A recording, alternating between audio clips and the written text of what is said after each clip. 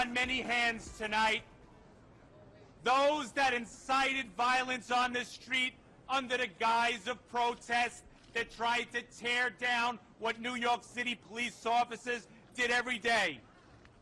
We tried to warn, it must not go on, it cannot be tolerated. That blood on the hands starts on the steps of City Hall in the office of the mayor. All right, ladies and gentlemen, that's Pat Lynch, the head of the PBA, responding on Saturday night to the assassination of two New York City police officers sitting in their patrol car in Brooklyn, New York. Wajin Liu and Rafael Ramos were gunned down by a thug who later, coward that he was, took his own life. I just want to point out, you heard him say that the blood for the shootings starts at City Hall, and that's because we have a mayor in this city of New York that in unprecedented fashion called his own NYPD racist, said they've been racist for decades, and said that he fears for the life of his own black son at the hands of NYPD. That is what kind of mayor we have. We have a president who can't get it through his lips. Don't attack a cop. Don't disobey a cop. Don't hurt a cop. And he handed out a written statement in response to the slaughter of two police officers, because after all, he's vacationing in Hawaii. We have an attorney general who last week on Friday said, I can't say that if you're a person of color, you shouldn't fear the police.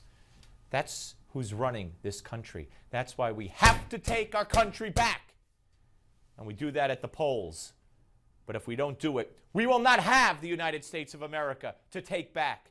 It will be too late, because the inmates are literally running the asylum. I hear, oh, now we all have to sit down and talk. Obama called for meaningful conversation. Meaningful conversation? What, so they won't kill any more cops? Now let me take you here, ladies and gentlemen, to the chants of New York protesters, the peaceful protesters you hear so much about. Listen to what they were saying. This was a cold-blooded assassination like we haven't seen before. So as I said, we'll straighten our shoulders, we'll stiffen our backs, and we'll wipe our tears. But when these funerals are over, we'll... All right, ladies and gentlemen, here's what I wanted you to see. This is actually one cut prior to that. If we let me get the cut, because this is very, very important, and I think we need to play for you cut number 41. Cut number 41, if we could grab that.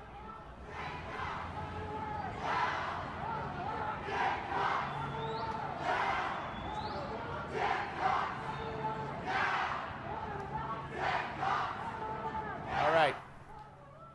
What they're saying is, what do we want? Dead cops. Dead cops. Well, now they got two dead cops. The media didn't let you hear that prior to the dead cops, did they? Now we got some more, ladies and gentlemen. 48. I want you to take a look at the cops. Roll this. As the mayor spoke on Saturday night at the hospital, as the mayor left, New York City police officers turned their backs on the mayor, just as he's turned their backs on them. And he's turned his back on civility in New York City and civility across the country, along with our president.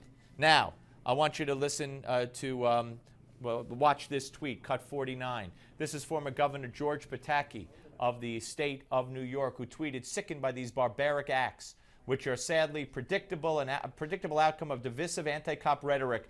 And then he hashtags Eric Holder and Mayor de Blasio, because they are full of insightful rhetoric, along with Al Sharpton and the President of the United States. Now, I want you to go to 44.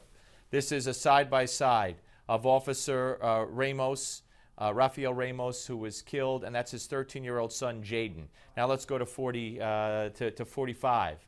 This is a tweet or a Facebook posting put out by Jaden Ramos, 13 years old, after his father was shot. Could we go to 45? Could we go to 45 and get the tweet? All right, you're going to have to move it a little closer. And what he wrote here was, today I had to say bye to my father. He was there for me every day of my life. He was the best father I could ask for. It's horrible that someone gets shot dead just for being a police officer. Everyone says they hate cops, but they are the people that they call for help. I will always love you, and I will never forget you. Rest in peace, Dad. That's what it's come to. That's what it's come to. And the phonies, the de Blasios, the Obamas, the Holders, the Sharptons, the Mark Lamont Hills, the Van Joneses, the Sonny Hostins, the CNNs, the MSNBCs, the ABCs, NBCs, CBSs. This is what you get when you don't stick up for law enforcement, when a thug beats up a cop and gets killed and you blame the cop. We're coming back.